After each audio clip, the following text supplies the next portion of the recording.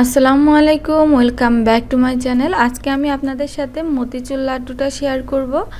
আর এই লাড্ডুটা তৈরি করতে ছোলার ডালের প্রয়োজন হয়, আর ছোলার ডাল ছাড়া এখানে কোনো তেলের প্রয়োজন হবে না। আমি এর আগে একটা লাড্ডুর রেসিপি দিয়েছি, সেটা তেল দিয়ে ভাজতে হয়েছে, আর আজকে তেল ছাড়াই আমি আজকের এই রেসিপিটা তৈরি করে দেখাবো। তো প্রথমেই চুলায় আমি একটা প্যান বসিয়ে 1 কাপ পরিমাণ ছোলার ডাল নিয়ে নিয়েছি। এই ডালটা কিন্তু আগে থেকে ধুয়ে নেওয়া হয়নি। এখন এই ডালটাকে ভেজে নিচ্ছি 5 থেকে 6 মিনিটের মতো। চুলার আঁচটা মিডিয়ামে রেখে এই ডালগুলোকে ভেজে নিতে হবে। ডালগুলো যেন খুব বেশি লাল হয়ে না যায় সেদিকটা লক্ষ্য রাখতে হবে। তো আমারটা ভেজে নেওয়া হয়ে গিয়েছে, আমি এখন চুলা থেকে নামিয়ে নিচ্ছি। চুলা থেকে নামিয়ে আমি নর্মাল পানির ভিতরে দিয়ে দিচ্ছি। এখন এই ডালগুলোকে আমি খুব ভালোভাবে ধুয়ে নিব। কুচলিয়ে কুচলিয়ে পানি পাল্টিয়ে এই ডালগুলোকে বারবার করে ধুয়ে নিতে হবে।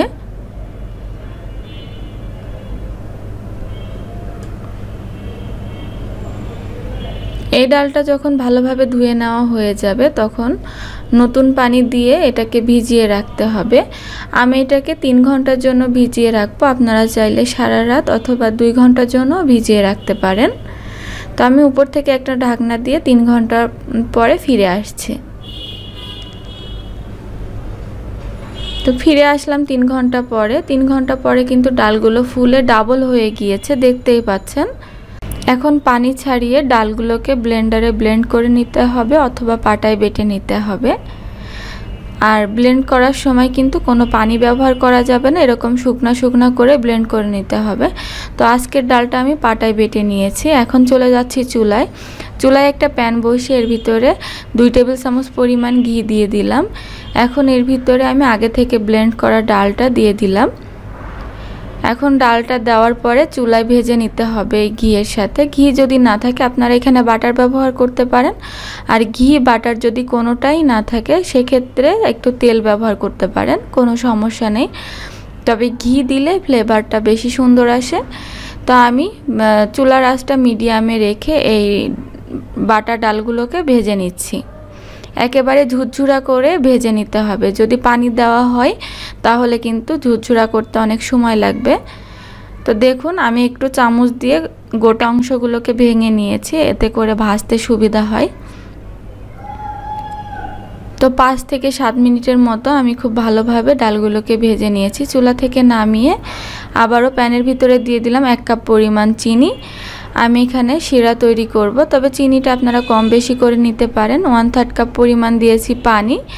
একটা থেতো করা এলাচ দিয়ে দিলাম। এর ভিতরে দিয়ে দিলাম সামান্য একটু ফুড কালার, আমি একটু দেখার সৌন্দর্যের জন্য দিয়েছি, চাইলে আপনারা স্কিপ করতে পারেন। এখন আমি এই শিরাটাকে জাল করে নিচ্ছি। কিছুক্ষণ জাল করার পরে শিরাটা যখন একতারের মতো হবে এরকম, তখন এর ভিতরে আগে থেকে ভেজে রাখা ডালগুলো দিয়ে দিতে হবে। তো আমি দিয়ে নাড়তে থাকবো। তো এই পর্যায়ে নাড়াচাড়া করতে হবে 7 থেকে 10 মিনিটের মতো। চুলার আঁচটা অবশ্যই কম করে রাখতে হবে। আর এই পর্যায়ে যদি মনে হয় চিনির শিরাটা খুব তাড়াতাড়ি টেনে নিয়েছে বা বাইন্ডিং হবে না, তাহলে এখানে আপনারা আরেকটু পানি ব্যবহার করতে পারেন। তারপরে চুলার উপরে কিছুক্ষণ নাড়াচাড়া করে এটাকে নামিয়ে নিতে পারেন। তো আমারটা হয়ে গিয়েছে, আমি চুলা থেকে নামিয়ে নিয়েছি। একটু ঠান্ডা হয়ে গেলে 5 মিনিটের মতো ঠান্ডা করে নিয়েছি। ঠান্ডা হয়ে গেলে আমি হাত দিয়ে এরকম লাড্ডুর শেপ দিয়ে নিয়েছি। তো এইভাবে সবগুলো তৈরি করে নিয়েছি। 1 কাপ ছোলার ডালে আমার বেশ অনেকগুলো লাড্ডু তৈরি হয়েছে, দেখতেই পাচ্ছেন। আপনারা চাইলে আরও একটু মোটা বা ছোট করে নিতে পারেন।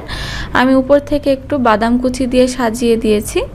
তো আমার আজকের রেসিপিটা আপনাদের কাছে কেমন লাগলো কমেন্ট করে জানাবেন। আর এই মজাদার রেসিপিটা বাসায় অবশ্যই একবার ট্রাই করবেন। আজকে আমি এখানেই বিদায় নিচ্ছি। আল্লাহ হাফেজ।